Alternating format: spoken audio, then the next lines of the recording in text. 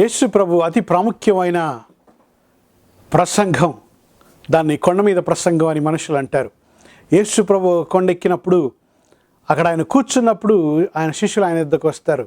ఆయన శిష్యులతో చెప్పిన అతి ప్రాముఖ్యమైన మాటలండి.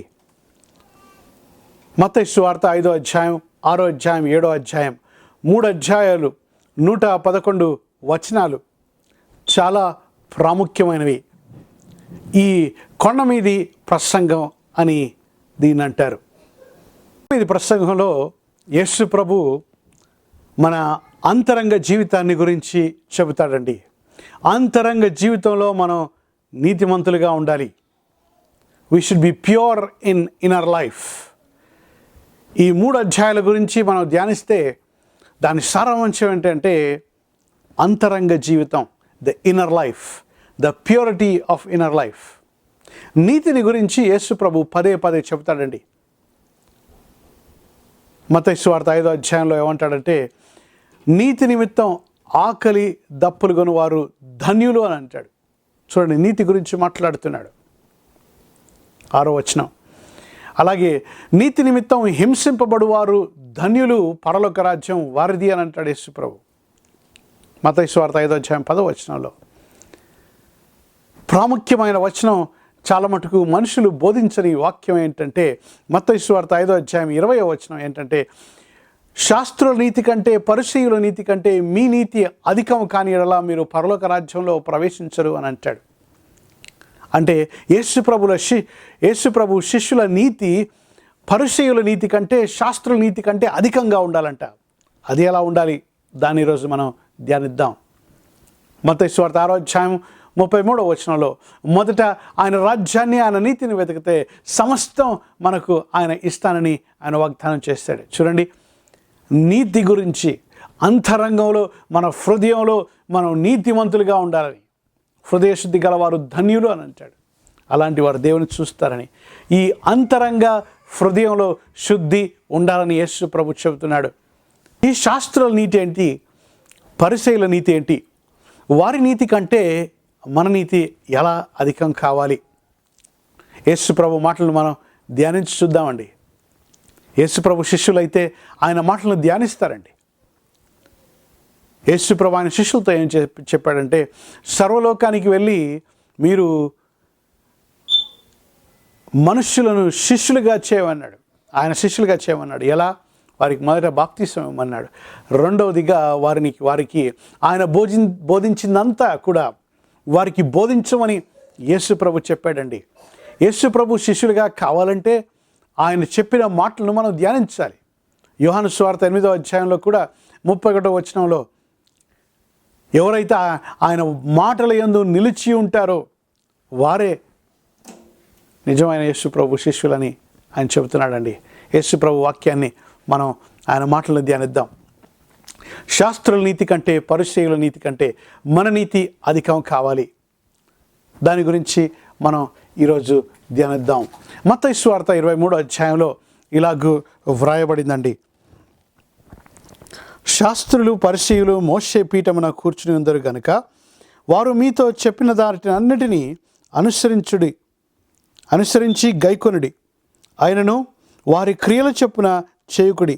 వారు చెప్పుదురే కానీ చేయరు. ఈ పరిసయ్యులు శాస్త్రుల ప్రాబ్లం ఏంటో తెలుసా? మొదటి ప్రాబ్లం ఏంటంటే, వారు చెప్పేవంతా కరెక్ట్ డాక్ట్రిన్ అంట. They are doctrinally right, but their practice is wrong. వారు చెప్పేదంతా సత్యం, కానీ వారు చేసేదంతా అబద్ధం. They have talk but they have no walk. వారికి మాటలు ఉన్నాయి కానీ క్రియలు లేవు. అది మొదటి లక్షణం.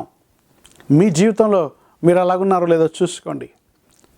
మీరు బైబిల్ని నమ్మొచ్చు, బైబిల్ని చదవచ్చు, బైబిల్ని బోధించవచ్చు, కానీ ప్రభు వచ్చినప్పుడు నువ్వు ఏం బోధించావు అని ప్రభు అడిగడు, నువ్వు ఏమి నమ్మావు అని ప్రభు అడిగడు. కానీ నీ జీవితం ఎలా ఉంది, నీ క్రియలు ఎలా ఉన్నాయి, నీ క్రియల చొప్పున, వాని క్రియల చొప్పున ఆయన వారికి జీతం ఇస్తాడంట. ప్రకటన గ్రంథం 22వ అధ్యాయం 16వ వచనంలో అదే మాట రాయబడింది. మత్తయి సువార్త 25వ అధ్యాయంలో కూడా ఆయన 3 ఉపమానాలు చెప్పినప్పుడు యేసు ప్రభు వచ్చిన తర్వాత ఆయన మహిమ సింహాసనం మీద కూర్చున్న తర్వాత వారి క్రియల చొప్పున వారికి తీర్పు తీరుస్తాడంట. నువ్వు ఏమి నమ్ముతున్నావని కాదు, నువ్వు ఎలా జీవిస్తున్నావు అనేది చాలా ప్రాముఖ్యం. యేసు ప్రభుని రక్షకునిగా అంగీకరించిన తర్వాత నీ జీవితం కరెక్ట్ డాక్ట్రినా కాదా ఇంపార్టెంట్ కాదా అంటే డాక్ట్రిన్ ఇంపార్టెంట్ కాదని కాదు, డాక్ట్రిన్ ప్రాముఖ్యమే, కానీ డాక్ట్రిన్తో పాటు నీ జీవితం సరిగ్గా ఉండాలి. అంటే నేను తప్పుడు డాక్ట్రిన్ నమ్మినా కూడా నేను పరలోకానికి వెళ్తానా అని చాలామంది ప్రశ్నిస్తారు. డాక్ట్రిన్ ప్రాముఖ్యం, నువ్వు ఏ బోధన నమ్ముతావు అది ప్రాముఖ్యం, కానీ ఎలా జీవిస్తావు ఇంకా ప్రాముఖ్యం. నమ్మిన దాన్ని నువ్వు జీవిస్తున్నావా లేదా? పరిసయ్యులు వారు చెబుతారే కానీ చేయరంట. పరిసయ్యులకున్న శాస్త్రులకున్న మొదటి లక్షణం అది. ఆ నీతి కంటే we have to have practical righteousness. మొదటిగా మనం క్రీస్తులో మనం నీతిమంతులుగా తీర్చబడ్డాం. అది పొజిషనల్ రైచియస్నెస్, అంటే ఆయన క్రీస్తు రక్తం ద్వారా ఆయన శిలువ కార్యం ద్వారా మనం నీతిమంతులుగా చేయబడ్డాం, నీతిమంతులుగా మనం తీర్చబడ్డాం. That is imputed righteousness. క్రీస్తు నీతి మనకు ఇవ్వబడింది. దాని తర్వాత మనం ఆ నీతితో మనం నీతిమంతులుగా జీవించాలి. That is called practical righteousness. నీ జీవితంలో మాటలున్నాయి కానీ క్రియలున్నాయా అని ప్రశ్న. రెండవది, శాస్త్రులు పరిశీలన చేసే ప్రాముఖ్యమైన విషయాలు కొన్ని ధ్యానిద్దామండి. ఏమంటాడంటే యేసు ప్రభు, వారు భారమైన బరువులు కట్టి మనుషుల భుజం మీద వారు మోపుదురే కానీ తాము వేలినైనను కదల్చనలరు అని అంటాడు. నిజంగా దేవునికి ఇష్టంగా ఉండాలంటే ఇలా ఉండాలి, ఇలా ఉండాలి, ఇలా ఉండాలని పరిశీలన చెబుతారు. కానీ వాళ్ళైతే వేలు కూడా కదలపరంట. అంటే భారమైన బరువులు మనుషుల మీద పెడతారు కానీ వారు మాత్రం వేలు కూడా కదలపరంట. చూడండి, ఈ శాస్త్ర పరిశీలన ప్రాబ్లం ఏంటంటే దేవుడికి ఇష్టమైన జీవితం ఎలా జీవించాలి అని వాళ్ళు డిఫైన్ చేస్తున్నారు, కానీ వారి జీవితంలో ఆ క్రియ లేదండి. అంటే ఇతరులకు ఒక నీతి, వారికి ఒక నీతి. మీ జీవితంలో మీరు ఆలోచించాలి. మీరు మనుషులతో ఏ కొలతతో మీరు కొలుస్తారో దేవుడు మిమ్మల్ని అదే కొలతతో కొలుస్తాడు. నా మాటలు కాదు, యేసుప్రభు మాటలండి. మత్తయి సువార్త 7వ అధ్యాయం 12వ వచనంలో యేసుప్రభు ఏమన్నాడో తెలుసా? మనుషులు మీకు ఏమి మీరు కోరుచున్నారో అది మీరు ఇతరులకు చేయండి. ఇతరులు మాకు ఇది చేస్తే బాగుండు అని మీకు అనిపిస్తే మీరు అది వాళ్ళకి చేయండి అని అంటాడు. ఇదంతట్లో ఏంటో తెలుసా? ధర్మశాస్త్రం, ప్రవక్తలంతా, the law and the prophets hang on this one golden rule: do unto others as you want them do unto you. మనుషులు మీకు ఏది మీరు కోరుతున్నారు అది వాళ్ళకి చేయండి అని అంటున్నాడు. శాస్త్రులు అయితే మనుషుల మీద బరువులు పెడతారు కానీ వాళ్ళు మాత్రం వేలు మాత్రం కదల్చారంట. ఇతరులకు ఒక నీతి, ఇతరులకు ఒక భారం. నాకైతే భారం లేని జీవితం. చూడండి, అలా మీ జీవితం ఉందా అని ప్రశ్న. మూడవదిగా ఈ శాస్త్రుల పరిశీలన ప్రాబ్లం ఏంటో ఒకసారి మనం ఆలోచిద్దాం. మనుషులకు కనబడు నిమిత్తము వారి పనులన్నీ చేయుదురు. ఏం చేస్తారంట వాళ్ళు? వారి రక్షణ రేకులు వెడల్పుగా చేసుకుంటారంట, వారి అంగీలు చూపించుకుంటారంట, వారు బహిరంగంగా ప్రార్థన చేస్తారంట, వారి ఉపవాసం ఉన్నప్పుడు కూడా అందరికీ తెలిసేటట్టు చేస్తారంట, వారు సమాజ మందిరంలో వెళ్ళినప్పుడు వారు ప్రాముఖ్యమైన స్థలంలో వారు కూర్చుంటారంట, ఇతరులకు కనపడాలని వారు పనులు చేస్తారంట. సహోదర సహోదరి, యేసు ప్రభు చెప్పింది ఏంటో తెలుసా? ఈ కొండ మీద ప్రసంగంలో మత్తయి సువార్త 5, 6, 7 అధ్యాయంలో ఏం చేస్తాడంటే, మీరు ఉపవాసం ఉన్నప్పుడు మనుషులకు చెప్పొద్దు అంటాడు. మనుషులకు కనబడినట్లు మీరు ముఖం కడుక్కోకుండా చింపిరి జుట్టు వేసుకొని, ఎందుకయ్యా మీరు చింపిరి జుట్టు వేసుకున్నారు, గడ్డం పెంచుకున్నారు అంటే, అయ్యా నేను ఉపవాసం చేస్తున్నాను అని చాలామంది అక్కడ చెప్పుకుంటారండి. నువ్వు ఉపవాసం చేసి ఇతరులకు చెప్తే ప్రయోజనమే లేదు. మనుషుల మెప్పును నువ్వు పొందావు, కానీ దేవుని దృష్టిలో ఆ రోజు నీకు ఉపవాసం ఉన్నట్టే కాదు. దేవుని దృష్టిలో నువ్వు మెప్పే పొందలేదు. నువ్వు ఉపవాసం చేసిన ఆ ప్రయోజనం లేకుండా ఉండిపోతుంది. ప్రార్థన కూడా మనుషులు వారి ప్రార్థన జీవితాన్ని ఇతరులకు చెప్పుకుంటారండి. యేసుప్రభు అన్నాడు మత్తయి సువార్త 6వ అధ్యాయంలో, నువ్వు ప్రార్థన చేసినప్పుడు నువ్వు లోపలికి వెళ్ళి తలుపేసుకొని ప్రార్థన చేయన్నాడు. ఎందుకు? Your father in secret will see you అని అంటాడు. సహోదర సహోదరి, నువ్వు మనుషులు కనపడాలని నీ ప్రార్థనా జీవితం, నీ ఉపవాస జీవితం, లేకపోతే నీ వస్త్రాలు, నీ మాటలు, నీ ప్రార్థన, మందిరానికి వెళ్ళినప్పుడు అందరూ చూసేటట్టు ఆరాధన చేస్తావు, అందరూ చూసేటట్టు ప్రార్థన. అబ్బా ఎంత బాగా ప్రార్థించాడయ్యా ఆయన, ఒక్కరని చెప్పాలి. మనుషులు కూడా అబ్బా ఎంత మంచి చీర కట్టుకుందండి ఈవిడ, ఎంత మంచి నగలు వేసుకుందండి, ఎంత మంచి డ్రెస్ వేసుకున్నాడండి ఈయన, మనుషులు వచ్చి చెప్పాలి. అది బహిరంగ జీవితం. మనుషులు చూడాలని కోరుకుంటున్నారు. ఎవరు చెప్పకపోతే మీరు భలేగున్నారండి ఈరోజు అని చెప్పకపోతే వాళ్ళు డిప్రెస్ అయిపోతారు. అలాంటి జీవితం క్రైస్తవులు జీవిస్తున్నారండి. పరిసయ్యులు, శాస్త్రులు కూడా మనుషుల మెప్పు కొరకు జీవించేవారు. దేవుని సేవకులు అతి ప్రాముఖ్యంగా గలతీ పత్రిక 1వ అధ్యాయం 10వ వచనంలో అయితే, నేను మనుషులను సంతోషపెట్టువాడనైతే క్రీస్తు దాసుడను కాను అని అంటాడు. నువ్వు క్రీస్తు దాసుడు అయితే మనుషులను సంతోషపెట్టడానికి కాదు మన జీవితం ఉండేది, తండ్రిని సంతోషపెట్టినట్లు మన జీవితం ఉండాలి. చూడండి, ఈ శాస్త్ర పరిశీలన జీవితం చూడండి. 3 చెప్పాను ఇంతవరకు. 4వదిగా చాలా విషయాలు ఉన్నాయి, కానీ ప్రాముఖ్యమైన విషయాలు చెబుతున్నాను. మత్తయి సువార్త 23వ అధ్యాయంలో 26వ వచనం, 26వ వచనంలో ఏమంటాడంటే, గ్రుడ్డి పరిసయుడా అంటాడు. చూడండి, గిన్నె వెలుపల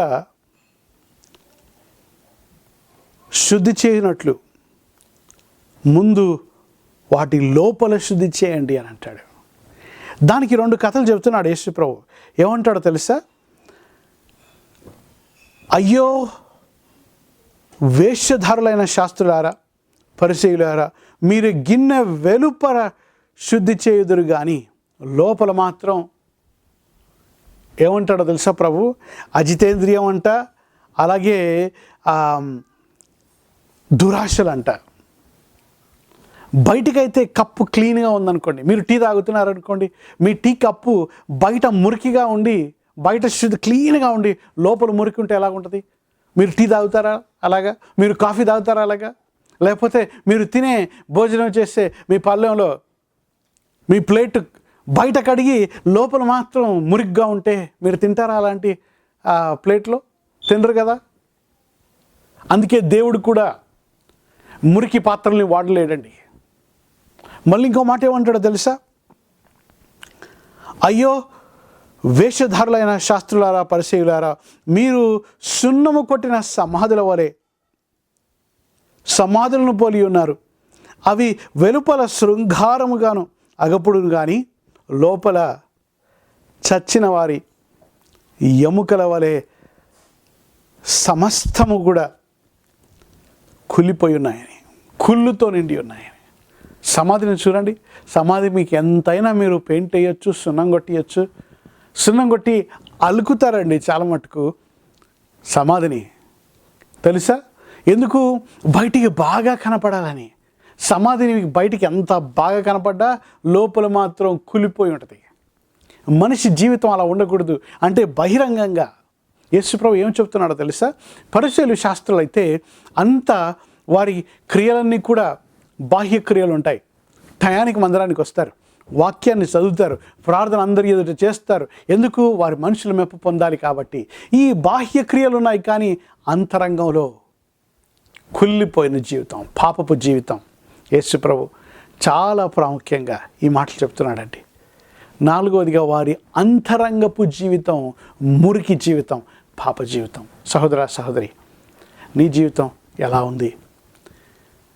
నువ్వు సంఘానికి వెళ్ళొచ్చు, చర్చికి వెళ్ళొచ్చు, మందిరానికి వెళ్ళొచ్చు, వాక్యం చదవచ్చు, ప్రార్థన 2 మాటలు చేయొచ్చు, ఏదో క్రైస్తవ కుటుంబంలో పుట్టి ఉండొచ్చు. కానీ అంతే నువ్వు క్రైస్తవుడవే కాదు. ఆత్మ ద్వారా నువ్వు తిరిగి జన్మించి ఉండాలి. క్రీస్తు జీవితం ఆత్మ జీవాన్ని ఇస్తాడంట. పరిశుద్ధాత్ముడు మనిషిలోకి జీవాన్ని ఇస్తాడు. మనిషిని కూడా ప్రభు అలాగే తయారు చేశాడు. మట్టి నుంచి ఆయన తయారు చేసిన తర్వాత జీవాయువు ఊదుతాడండి. ఆయన ఆత్మను పంపించినప్పుడు మనిషి బ్రతికాడు.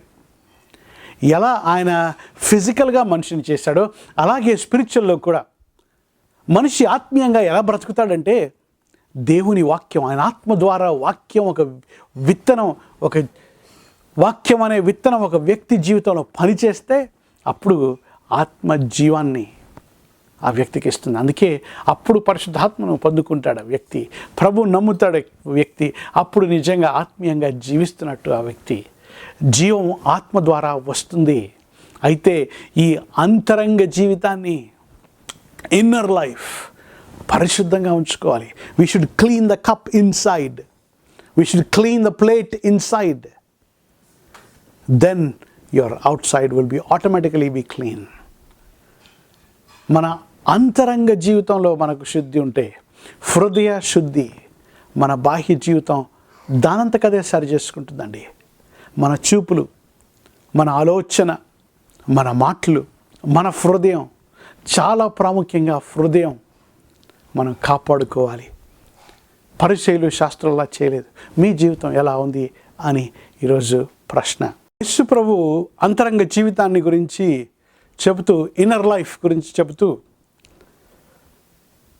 మనం హృదయ శుద్ధి కలవరమై ఎలా ఉండాలని చెబుతూ పరిచయులతో మాట్లాడుతూ ఈ మాట అంటాడండి.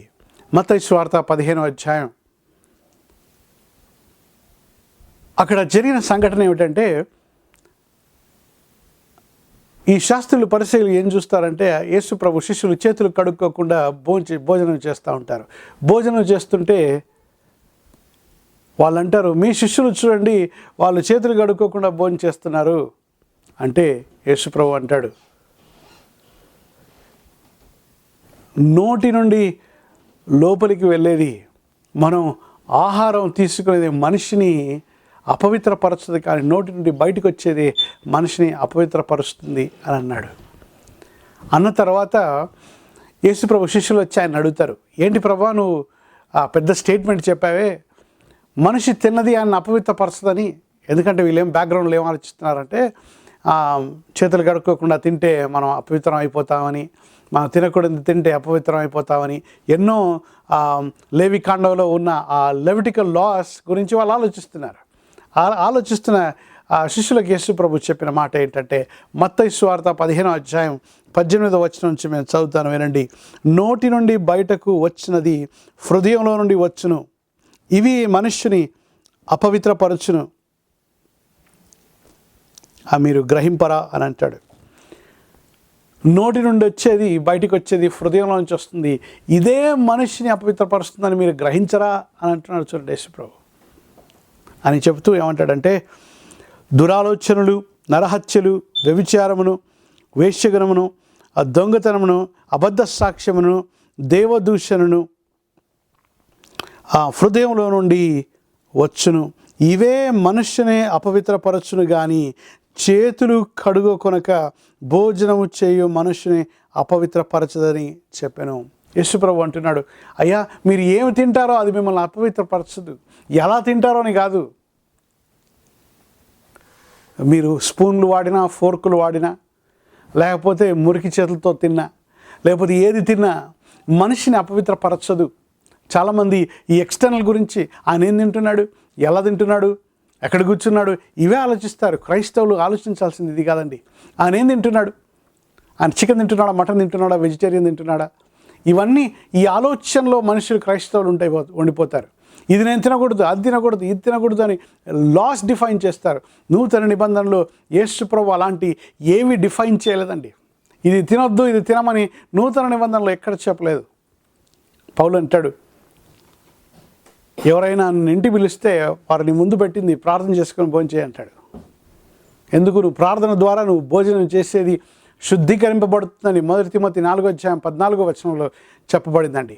నువ్వు ఏది తిన్నా కూడా నువ్వు ప్రార్థన ద్వారా తింటే అది శుద్ధీకరించి, అది ప్రత్యేకపరచబడుతుంది, అది దీవెనగా నీకు మారుతుంది. అది మనిషిని అపవిత్రపరచదు, నువ్వు తినేది మనిషిని అపవిత్రపరచదు, కానీ హృదయంలో నుంచి వచ్చేది, నీ నోటిలో నుండి వచ్చేవి, వ్యభిచారం, దొంగతనం, చూడండి నరహత్యలు, ఇలాంటివన్నీ అబద్ధ సాక్ష్యాలు, ఇవంటి అన్ని హృదయాల నుంచి వస్తాయంట. ఇదే మనిషిని అపవిత్రపరుస్తుంది. ఒక మనిషి పవిత్ర జీవితం జీవించకుండా ఉండటానికి ప్రాబ్లం ఏంటో తెలుసా? పరిస్థితులు కాదండి, ఇతరులు కాదు, హృదయం. నువ్వు చాలా మటుకు నేను దేవునికి ఇష్టమైన జీవితాన్ని జీవించలేకపోతున్నాను, ఎందుకంటే నా చుట్టూ మనుషులు చూడండి, నేను ఎక్కడ పని చేస్తున్నానో మీరు చూడండి, నేనుండే మనుషుల మధ్య మా కుటుంబాన్ని ఒకసారి మీరు చూడండి అని మీరు అనుకోవచ్చు. మీ కుటుంబం నిన్ను అపవిత్రపరచదు. నువ్వు ఏ స్థలంలో ఉన్నావో అది నిన్ను అపవిత్రపరచదు. నువ్వు ఎక్కడ ఉద్యోగం చేస్తున్నావో అది నిన్ను అపవిత్రపరచదు. నీ హృదయంలో ఏముందో అదే అపవిత్రపరుస్తుంది. అందుకే నీ మాటలు, నీ చూపులు, నీ ఆలోచన, అంతరంగ పరిశుద్ధత, inner purity. The inner life should be pure. What God sees is your inner life. నీ హృదయంలో ఏముంది, నీ చూపు ఎలా ఉంది, నీ ఆలోచన ఎలా ఉంది, నీ మాటలు ఎలా ఉన్నాయి, నీ నడవడి ఎలా ఉంది, దేవుడు చూస్తాడండి. అది దేవుని ఎదుట నా జీవితం దేవుడు చూస్తున్నాడు అనే భయం ఉండాలి. క్రైస్తవులకు ఆ భయం లేదు. శాస్త్రులకు పరిచయలైతే వారు మనుషుల మెప్పు పొందటానికి కానీ ప్రభు హృదయాలను పరిశోధించే దేవుడని ఇర్మీయా గ్రంథం 17వ అధ్యాయంలో వ్రాయబడిందండి.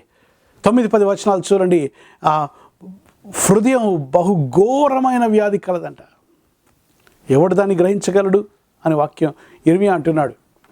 కానీ దేవుడైతే హృదయాలను పరిశోధించే దేవుడంట, మనసును పరీక్షించే దేవుడంట. కీర్తనకారుడు అంటాడు 139వ కీర్తనలో, ఒక ఆలోచన నాకు రాకముందే నువ్వు ఎరిగావు కదా ప్రభువా, నేను కూర్చునటం నేను లేవటం నీకు తెలుసు అని అంటాడు.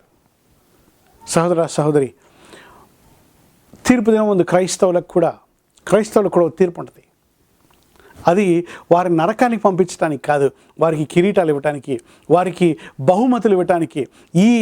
ఈ జడ్జ్మెంట్లో, ఈ తీర్పులో ఏం జరుగుతుందో తెలుసా? ప్రభువు మన ఆలోచనను పరీక్షిస్తాడు, మన కనుదృష్టిని పరీక్షిస్తాడు, మన ఆలోచనను పరీక్షిస్తాడు, మన హృదయాన్ని, మన ఆశలు ఎలా ఉన్నాయి ఆయన పరీక్షిస్తాడు, మన మాటలు ఎలా ఉన్నాయి, మన క్రియలు ఎలా ఉన్నాయి. ప్రతి వ్యర్థమైన మాటకు మనం లెక్కప్ప చెప్పాలని మత్తయి సువార్త 12వ అధ్యాయం 36వ వచనంలో సెలవివ్వబడింది తెలుసా? మనం వ్యర్థంగా పలికే మాటలకు కూడా మనం ప్రభువుకు లెక్కప్ప చెప్పాలి. హృదయంలో నుంచి వచ్చేది మనిషిని అపవిత్రపరుస్తుంది. హృదయాన్ని నువ్వు శుద్ధీకరించుకోవాలి. ప్రభువా, ఈ హృదయ శుద్ధి కలవారు ధన్యులని నువ్వు చెప్పావు కదా. నా హృదయంలో, నా అంతరంగంలో నీతి, the inner righteousness, my inner life should be pure, lord help me అని మనం ప్రార్థన చేయాలి.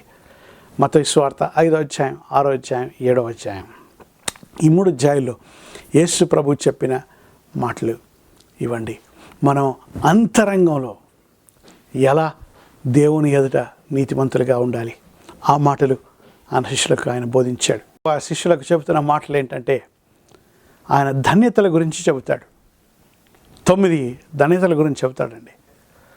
అంటే దేవుని దృష్టిలో ఎవరు ధన్యులు అని చెబుతున్నాడండి. ఆ శిష్యులు వింటా ఉన్నారు.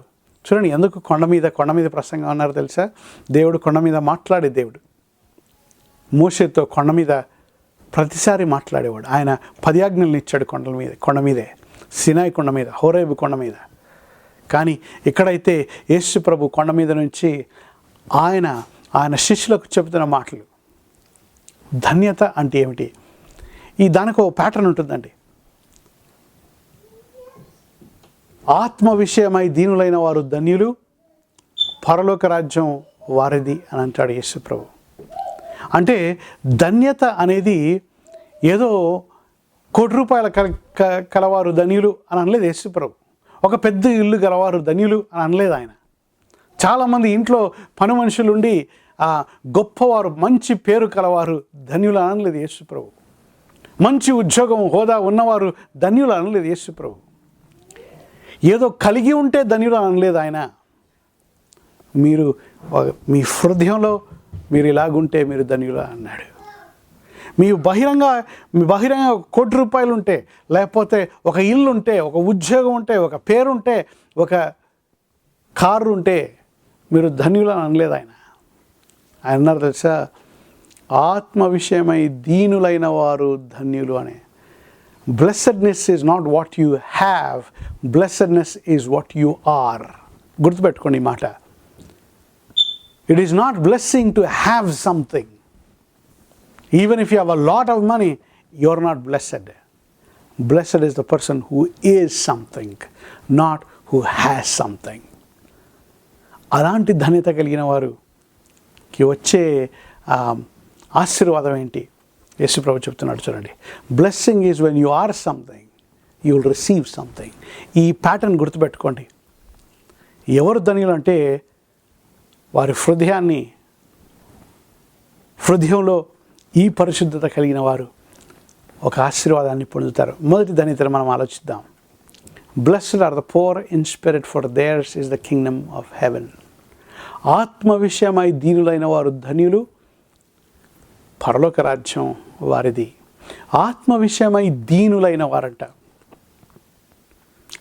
అక్కడ దీనత్వం అంటే హ్యూమిలిటీ గురించి అక్కడ చెప్పబడింది.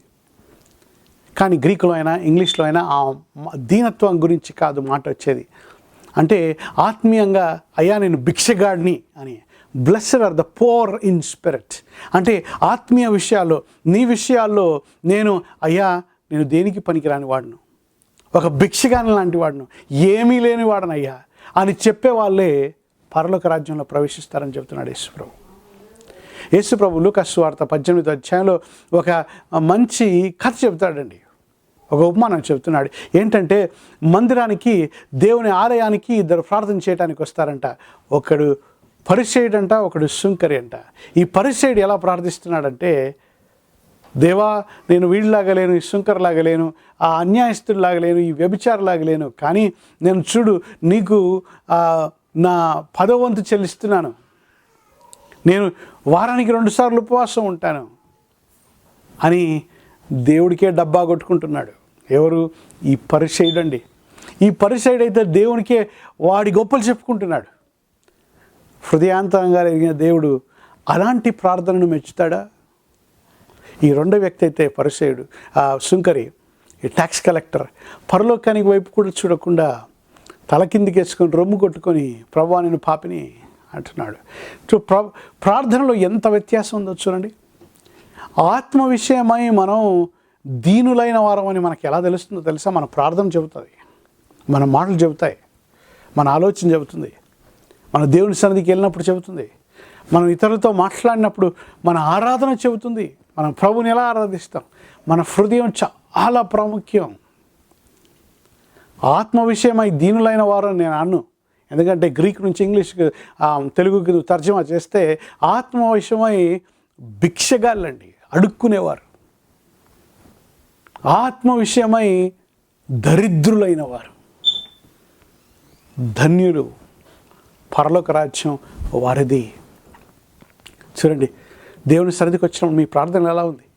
ప్రభువా నాకు ఇంత చదువు ఉంది, నాకు ఇంత ఉద్యోగం ఉంది, నాకు ఇంత డబ్బులు ఉన్నాయి, నాకు ఇంత పేరుంది అని నువ్వు ప్రార్థన చేస్తావా? లేకపోతే అయ్యా నేను పనికిరాని వాడిని, అయ్యా నేను పాపిని. చాలామంది నేను పాపిని గ్రహించరండి. ఎందుకు ఎప్పుడు పాపం గురించే మాట్లాడాలి అని మీరు అనుకోవచ్చు. యేసుప్రభు చూడండి, యేసుప్రభు ప్రసంగాలను మీరు ఒక్కసారి చదవండి. వాక్యం మత్తయి సువార్త, మార్కు సువార్త, లూకా సువార్త, యోహాను సువార్త. దేవుడు మళ్ళీ దీవిస్తాడయ్యా మీరు క్షేమంగా ఉండండి, ఇంటికి వెళ్ళరండి అని చెప్పలేదు యేసుప్రభు. అన్నీ మీకు బాగా జరుగుతాయి ఇంటికి వెళ్ళరండి అని అనలేదు యేసుప్రభు. ఆయన బోధించిందే నరకం గురించి ఎక్కువగా బోధించితే యేసుప్రభు అండి. అక్కడ అగ్ని ఆరదని, పురుగు చావదని చెప్పిందే యేసుప్రభు. ఆయన మాటలే మనకు, ఆయన పరలోకం నుంచి దిగొచ్చాడంట. తండ్రి కుడి పార్శ్వం ఆయన రొమ్మున ఆనుకున్నవాడు దిగొచ్చాడంట. ఆయన దిగొచ్చి మనకు తండ్రిని విడమర్చి చెప్పాడంట. యోహాను సువార్త 1వ అధ్యాయం 18వ వచనంలో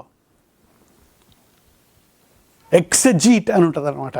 అంటే తండ్రి ఆయన మనకు ఎక్స్ప్లెయిన్ చేస్తున్నాడని, విడమర్చి చెప్తున్నాడు. ఎక్సజీసిస్ అంటే ఆయన విడమర్చి చెప్పడం, ఉన్నది ఉన్నట్టుగా చెప్పడం. తండ్రిని మనకు చూపించేవాడే యేసుప్రభు. అందుకే అన్నాడు, నన్ను చూసినాడు తండ్రిని చూసినవాడు అని అన్నాడు.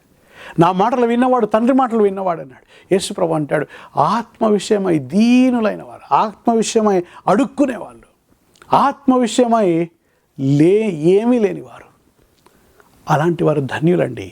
వాళ్ళు ప్రభు దగ్గరకు వచ్చి ప్రభువా నేను పాపిని అని నువ్వు ఒప్పుకుంటే ఆత్మ విషయమై దీనుడైన వాడివే. అలాంటి వారిదే పరలోక రాజ్యం. ఆ లూకా సువార్త 18వ అధ్యాయంలో యేసు ప్రభు చెప్పిన కథలో ఏమంటాడో తెలుసా? దేవుని దృష్టిలో ఈ సుంకరి నీతిమంతుడిగా తీర్చబడ్డాడని. The tax collector went home justified అని ఉంటుంది. జస్టిఫైడ్, నీతిమంతులుగా తీర్చబడ్డాడని. ఎవరు నీతిమంతులుగా తీర్చబడతారు?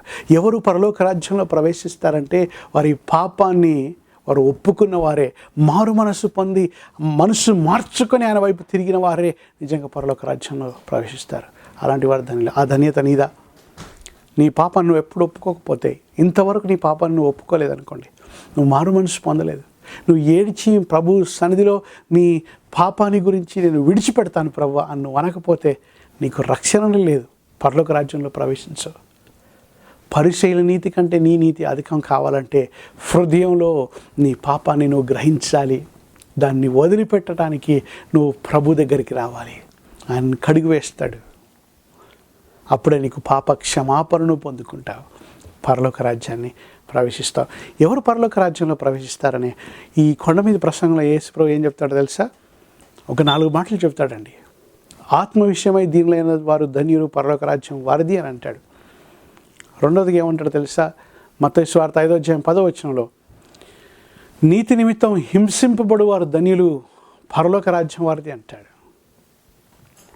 శాస్త్రుల పరిచయుల నీతి కంటే మీ నీతి అధికం కాని ఎడలా మీరు పరలోక రాజ్యంలో చేరరు అని అంటాడు. అంటే అధికం అవుతే మీ నీతి మీరు తప్పకుండా చేరుతారని అర్థం. మత్తయి సువార్త 7వ అధ్యాయం 21వ వచనంలో ఏముంటుందంటే ప్రభువా ప్రభువా అని పలుకు ప్రతివాడు పరలోక రాజ్యంలో చేరడు, కానీ నా పరలోకపు తండ్రి చిత్తాన్ని చేసేవాడే పరలోక రాజ్యంలో చేరతాడని. చూడండి, అందుకే తండ్రి చిత్తం ఏంటో తెలుసా? మనిషి నేను పాపి అని గ్రహించాలి, ఆయన యుద్ధకు రావాలి. అలాంటి వారి పరలోక రాజ్యంలో చేరతారు. సహోదర సహోదరి, నీ పరిస్థితి ఎలా ఉంది? నువ్వు పాపి అని గ్రహించి ప్రభుని అంగీకరించావా? నువ్వు తిరిగావా? మారుమనసు పొందావా? అప్పుడే నీకు పరలోక రాజ్యంలో ప్రవేశం ఉంది. క్రైస్తవ జీవితంలో, క్రైస్తవ కుటుంబంలో పుట్టినంత మాత్రం క్రైస్తవుడు కాదు. బైబిల్ పట్టుకున్నంత మాత్రం క్రైస్తవుడవు. నువ్వు 2 మాటలు ప్రార్థన చేసినంత మాత్రం నువ్వు క్రైస్తవుడవు. లేదు నువ్వు డబ్బులు చేర్చికిచ్చినంత మాత్రం నువ్వు క్రైస్తవుడవు. పరలోక రాజ్యంలో ప్రవేశించాలంటే ఆత్మ విషయమై, అయ్యా నా దగ్గర నీ ఏమీ లేదయ్యా అని నువ్వు ఒప్పుకొని ప్రభు సన్నిధిలో నీ పాపాన్ని ఒప్పుకొని విడిచిపెడితే నువ్వు తప్పకుండా కనికరాన్ని పొందుతావు. దేవుడు మిమ్మల్ని దీవించుగాక.